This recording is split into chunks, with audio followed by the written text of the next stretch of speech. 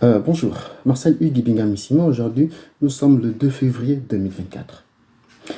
Euh, en cette date, ça fait exactement euh, 11 mois et 25 jours qu'a été signé dans notre pays un contrat qui engage l'État gabonais à la société Fortescue Metal Group à travers sa filiale Divindo Iron. Euh, Le 30 août, lors de la décision de libération de notre pays par les militaires et par tout le staff du CTRI, alors, les chefs d'accusation qui étaient reprochés à certaines personnes, notamment Noureddine et sa bande, lors de leur arrestation, étaient l'usurpation de la signature du président de la République et, et, et trafic en tout genre, sans compter les détournements de masse. Alors, je ne vais rappeler à personne les conditions contractuelles. Donc, un contrat se signe à l'intérieur de l'État dans lequel l'exploitation doit avoir lieu. En ce qui concerne le contrat Divino Iron, ça a été signé à Dubaï. Et là encore, si on va du principe que la signature du président de la République a été usurpée, ça veut dire que celui qui a signé le contrat Divino Iron n'est pas le président de la République, mais plutôt des gens qui ont usurpé sa signature. Donc, je viens au nom du peuple gabonais, au nom de tous les Gabonais, et, et j'appelle en même temps Claire Newman à rentrer dans ça, et essayer de donner aussi son avis et d'appuyer à sa façon.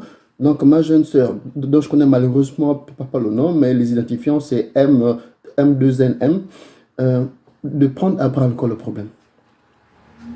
Alors, je me suis permis, au nom du peuple gabonais toujours, d'envoyer un courrier à la société mère, la société qu'on appelle Fortescue Metal Group, un courrier dans lequel j'avais demandé, bon, je leur expliquais que ceux qui ont signé le contrat de leur entreprise étaient désormais en prison et qu'il fallait revoir les conditions d'attribution et surtout qu'il fallait tout mettre en œuvre avant de commencer l'exploitation minière dans notre pays, mettre en œuvre un plan de transformation locale, éventuellement de transport de ça. C'est-à-dire que j'avais demandé de revoir avec nos autorités dans quelle mesure mettre le chemin de fer lourd entre Belinga et puis Mayumba et de commencer les travaux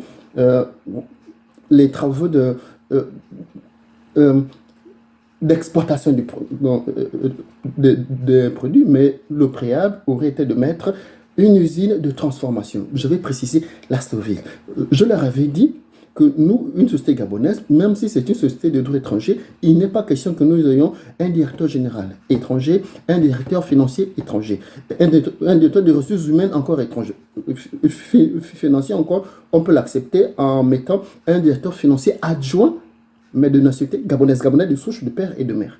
Moi, c'est ma conviction des choses et j'espère que c'est cette façon de voir que nous avons tous. Alors, je, leur ai fait un courrier dans lequel j'ai demandé tout ça. Et puis, j'avais surtout dit qu'il fallait qu'ils se rapprochent, qu'ils se rapprochent des autorités parce que le contrat était désormais caduc et qu'il fallait le revoir avec les 20 personnes au jour anniversaire. Alors, je leur ai fait le courrier et là, j'ai eu la réponse. J'ai fait le courrier, nous étions le 15 janvier. Il y a quelqu'un qui m'a répondu le 18 janvier. Il m'a dit ceci. Bonjour, monsieur Ibingamissima, j'espère que vous allez bien. Je m'appelle Martin, je travaille pour la société minière Fortescue. Nous aimerions répondre au message que vous avez envoyé via notre site web concernant le projet Belinga. Cependant, nous n'avons pas d'adresse électronique. Nous vous serions reconnaissants de bien vouloir nous communiquer votre adresse électronique si possible. Ce numéro de téléphone a été fourni lorsque vous avez envoyé le message. Je vous remercie et vous prie d'agréer, madame, monsieur, l'expression de mes salutations respectueuses. Alors, j'ai répondu le 20, j'ai écrit bonjour et merci de votre promptitude. J'ai envoyé mon adresse mail. Ensuite, il m'a dit merci. Alors, le 21 janvier, j'ai envoyé un courrier. Je le dis, Martin, c'est pas suffisant. J'avais besoin de son nom. Il m'a dit, nous serons en mesure de vous répondre en début de semaine prochaine. Alors, aujourd'hui, donc le monsieur m'envoie un courrier et me dit: bonjour monsieur, une réponse a été envoyée à votre demande. Je vous prie de nous excuser pour le temps que cela nous a pris. Alors, ce matin, j'ai ouvert mon ordinateur portable et je suis allé voir si ce que j'avais demandé avait été pris en compte. La réponse de monsieur, ça arrivé ça arrivé ce jour, ils disent ici: cher monsieur Ibingamissima. Et là, c'est pas Forest qui me répond. Comme ils ont commencé, apparemment, ils ont transféré ça à la communauté de Vindo Iron. Alors, ils m'ont dit ceci: cher monsieur Ibingamissima, nous vous remercions de votre message et de l'intérêt que vous portez au projet de faire des Belinga. Là, c'est une réponse classique. Alors, maintenant, il dit: comme vous le savez, Fortescue est une entreprise avec le fonds industriel pour la transformation de l'Afrique.